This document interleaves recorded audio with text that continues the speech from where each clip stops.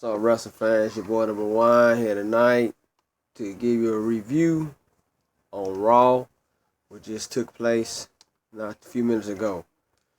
We start off with Triple H, Stephanie Man talking about Hell in a Cell, and they introduced the WWE champion Seth Rollins, talking about his win over Kane last night and how they're proud of him, and says that they will have a series of 4 matches, and the 4 winners each matches will be in the main event tonight in the Fatal 4-Way, with the winner earning the number 1 contendership match and earning a match against Seth Rollins.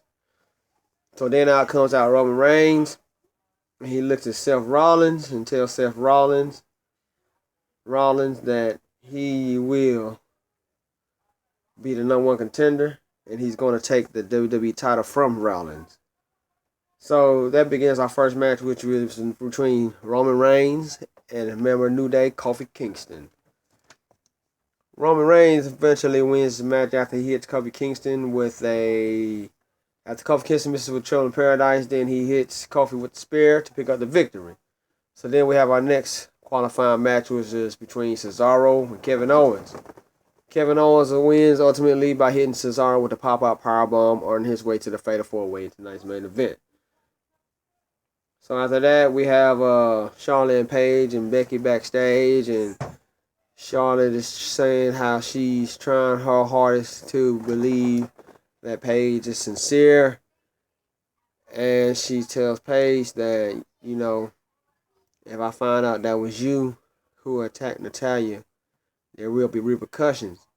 And Paige asks us that she didn't do it and asks her, can she come out and join them tonight? So they say yeah. And so we have our next match, which is a 6-man Divas tag match between the Bellas and Team PCB. So Team PCB loses to the Bellas as Becky Lynch gets pinned, and after the match, while Charlotte is attempting to check on Becky, Paige sneaks behind and attacks Charlotte, attacks Charlotte, and then she hits Becky, and then she ultimately puts Charlotte in the PTO, the Paige tap out. Then we have the next qualified match, which was between Neville and Alberto Del Rio, the new United States champion, as he defeated John Cena last night, becoming the U.S. champion, as he is led to the ring by Zeph Coulter, and they now trying to call themselves the Alliance, which would be known as the Americans. So Alberto Del Rio wins. I see Neville stuck in the corner of the ropes, and he comes off the top rope and stomps on Neville, picking up the pinfall. Then we have a 6-man tag between the Dudleys and Ryback as they take on Sheamus, Barrett, and Rusev. The Dudleys dominated this match to the end when Bully and Devon tells Ryback, when Bully tells Devon and Ryback to go get the table, so they go get the tables, and they attempt to go get tables. Bubba Ray is in the ring, and he gets distracted by Sheamus. He attempts for Sheamus as Wade Barrett sneaks behind him, picks up the pinfall victory by pinning Bubba Ray Dudley, earning the win for Sheamus, Wade Barrett, and Rusev. So then Bray Wyatt comes out and has his talk about his attack on Undertaker and tells why he did what he did. Says the demise of Undertaker will be his resurrection, and it is casting, and he is casting out, and his resurrection is complete after he attacks on the soul of the Undertaker. Kane then comes out on revenge of his brother, and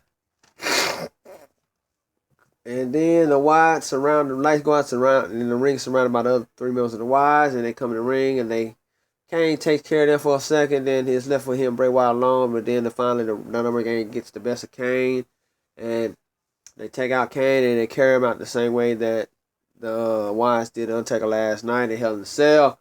So then we got to our last qualifying match, which was between Big E Langston and Dolph Ziggler.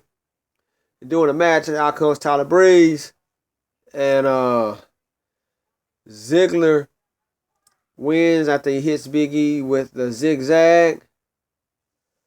So that leads us to the Fatal 4-Way match between Roman Reigns, Kevin Owens, Dolph Ziggler, and Alberto Del Rio. And Owens and Reigns take out the other two combatants, which was Del Rio and Ziggler. Ultimately, Owens then attempts to hit Roman Reigns with a pop-up powerbomb, but it was blocked with a Superman punch by Roman Reigns. Then Roman Reigns spears Kevin Owens, picking up the victory and earned him a title shot against Seth Rollins at the end. Reigns and Rollins have a stare down, and Reigns hits the belt and walks off, turns back on Seth Rollins. So now we know our next title match will be between Seth Rollins and Roman Reigns, and I look for Roman Reigns to finally reach his destiny and become the WWE World Champion. So, that's how Raw goes off tonight. A lot of things is happening. We got Survivor Series coming up next month. I'm wondering what's the outline of the storyline with the Wives. Are they gonna have them some kind of match against the Brothers Destruction, maybe in a traditional Survivor Series match where the Brothers Destruction had to find them a couple more partners. They do. I'm looking forward to maybe being Dean Ambrose and Randy Orton. Maybe I'm looking to be the partners of the Undertaker and Kane as they would take on the Wyatts. That's what I predict, and we already know that it will be Roman Reigns against Seth Rollins for the WWE title. Don't know what they got in store for Del Rio. We still don't know the status on when Sheamus gonna cash it in. He still has maybe like 6 more months left, so he ain't really been in the mix of trying to cash in his Money Bank briefcase lately or attempting to. So I've been missing these reviews for the last couple of weeks. I've been doing other things. Been doing a lot of sports reviews, stuff like that. But I'm back. Back here to get my reviews. So those of you who are familiar with me, I am the Blawaiian, and I try to give you a review on pro wrestling every week. I narrowed it down to one a week. But it's hard to really combine all the results of SmackDown, Raw, TNA, and NXT all in one. So I think for right now, I'm just starting back off with the Raw reviews because I was just doing for the last month or so I was just doing TNA and NXT, but now I think I'm gonna try to keep folks updated on what's going on in WWE with Raw and maybe SmackDown. Depends. How the shows turn out. Because it's been a lot of things going on dealing with wrestling. The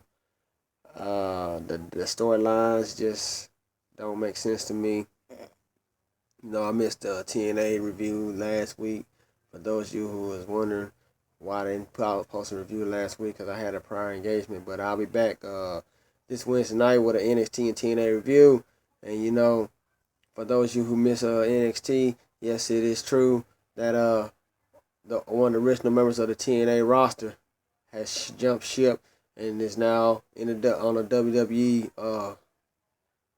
WWE roster, but is on the NXT, and he goes by the name of the Cowboy James Storm. For those don't know, that is a very big top superstar to make his way into the WWE universe. So looking forward to see big things from James Storm.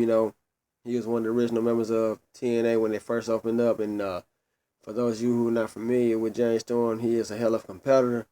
And I'm looking forward to seeing bigger and better things for the Cowboy. So, much respect and much love for James Storm as he's finally in the WWE ring.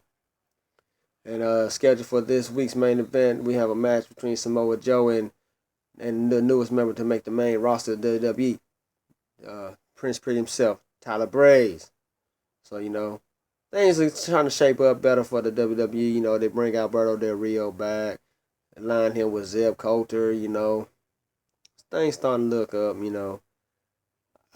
still need a lot of work and done, I still think, what I don't understand is the only problem I have now is with the dialogue about this TNA situation going on with the world title, because everybody knows that James Storm is now on NXT. I just now told you that, so he's now signed with the WWE. So my thing is this. So you can eliminate James Storm as becoming or even advancing in into the next round of the TNA World Title picture. So because, but I guess you will see him on some pre-recorded matches on TNA, and I think that's done on behalf of both companies. They should have just waited until this dialogue, until James Storm was officially eliminated from the tournament. As soon as he don't make it past the round of the group, the round robin round of the groups, then you put him on WWE. But they still got a couple more matches to go because you got to wrestle each guy in your group one time, and I think that was a dumb move for the WWE to even put James Storm on the rosters yet, because people gonna be like, well, it's gonna throw a twist and people think, how is he on both promotions? Because you done messed up once when y'all had Tommaso Ciampa wrestling on NXT, and the same night you turn the TV to turn to TNA, and he's wrestling on TNA too. So I think that was poor management. I think that was poor skill. I think, yeah, it's true they might have signed the Cowboy, but TNA still had that little skit going, and even though it's pre-recorded, you still should have waited till he was officially eliminated from that tournament, so that way he won't be seen on TNA. So now we're gonna see him on TNA in about two more matches before he officially is eliminated from that round robin tournament. So then that's when they should have brought him out. But that's just the way the wrestling business goes, and it really sucks because it lets you know that this stuff is pre-recorded. So, and basically, the only live show that you're gonna really see for right now is WWE's Raw and the pay-per-views when they have them, and whenever NXT has a Raw pay-per-view, because everybody knows that NXT, SmackDown, TNA, ROH, all those wrestling promotions are pre-recorded. None of them is live. It's sometime within the next year, 2016, SmackDown is supposed to be moving to USA Network, the same network that shows the Monday Night Raw. So maybe when they do that, maybe SmackDown will start being live, and then people won't have the results before it hits the air. So that way, I think that's why a lot of people don't review my reviews on SmackDown, because the fact that a lot of people already know the results. All you do is look it up on social media somewhere, they give you the results, so you can actually see the show before it even actually comes on air on Sci-Fi. So and it's kind of suck because if you find it before it actually goes on TV, it's pointless of even want to watch it. And I still don't. And it could cause a lot of companies to lose ratings because, well, SmackDown might be a good show, but they might not get as high ratings because people have already seen it on social media somewhere, or they already know the results. So it's like, why waste my time watching when I already know the results? So a lot of stuff needs to work on. I think that each promotion needs to step their game up and start having live shows, so that way we can really have better ratings. I think TNA would be live. I think they would have more ratings than as compared to being pre-recorded, because everybody knows all the shows are pre-recorded like months and months in advance. So and the bad thing about it is they already know who the champion gonna be, but yet with this bull crap tournament they got going on, it's gonna be about probably to sometime the end of this year before we actually crown a new TNA champion. And I just pray to God that I hope that the TNA champion is not gonna be either Matt Hardy or EC3, or them fighting in the finals, because that was a waste of time to even do this if you're gonna put them two to fight for the world title, because what's the point of you doing it? You might have just made them fight again. That's just a waste of time, a waste of holding up the title for so many months. you know. So I'm praying that even though they already know the results, I don't, because I haven't seen the tapes yet. But I'm praying that it doesn't end that way, because that would really suck and that would really hurt ratings and hurt TNA as getting fan base built up. Because who wants to go through all these months of of watching these exciting matches and this twist that you got going on, just to see the same results happen. Matt Hardy, EC3. That just got to go. So and I can't wait to see this. Whenever Apollo Crews and Finn Balor finally go at it for the NXT World Title, and I'd like to see Bayley and Alexa Bliss fight for the NXT Women's Championship. And I look forward to seeing Paige and Charlotte end up probably maybe next month's Survivor Series Paige finally gets a touch against Charlotte for the Divas Championship. A lot of things going on. And being exciting. What I'm saying, it's starting to get a little exciting, but like I said, it's also starting to kind of get mind boggling about some of the things, and some of the twists they got going on. You know, wrestling. Well, I'm just gonna be honest. I ain't gonna sugarcoat nothing. I'm just gonna be honest, say with you. Wrestling nowadays will never, ever. I was quite saying in the corner of my boy Chris Jericho, ever be the same again, because bad business people running these companies and making bad choices. Pre-recorded shows, and you got guys who signed to another company still showing tapes of him wrestling on another organization, and I think it's just bad for business. And I'm quoting like Triple H, the way things are run right now. How y'all got James Storm. I like that. I like the fact that you're bringing better wrestlers to your shows. I like the fact that you're bringing some of these experienced up new guys.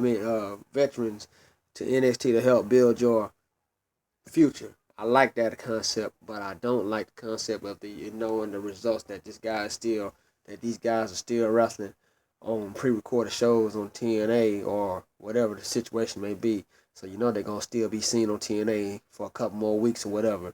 I don't like that concept. I just wish that y'all would have just held off or put him on your show till he was officially eliminated.